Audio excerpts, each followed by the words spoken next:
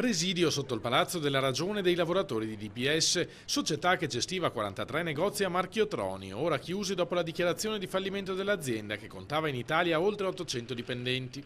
I lavoratori coinvolti nella procedura in Veneto sono 75 famiglie che ad oggi sono senza la possibilità di andare a lavorare, senza la possibilità di percepire lo stipendio soprattutto. Da Zero Branco ad Albignasego e Conselve sono quindi partite le procedure di licenziamento al termine di un lungo calvario che aveva già sfiancato i lavoratori.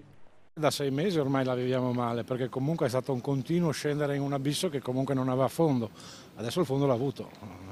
Siamo arrivati a una situazione che era paradossale, cioè stavamo nel negozio senza poter dare il nostro servizio. Negozi vuoti, gente che entrava e neanche chiedeva, usciva. A determinare il fallimento, spiegano dal sindacato, la crisi generale del settore dell'elettronica di consumo a causa dell'aumento del commercio online e di scelte aziendali poco lungimiranti. In mattinata i dipendenti hanno chiesto e ottenuto un incontro con l'assessore regionale al lavoro Elena Donazzan, che ha promesso di sollecitare l'apertura di un tavolo al Ministero dello Sviluppo Economico sulla situazione della società e del comparto e di attivare le politiche regionali per il reinserimento lavorativo dei dipendenti nel caso non vi fossero manifestazioni di interesse da parte di potenziali compratori.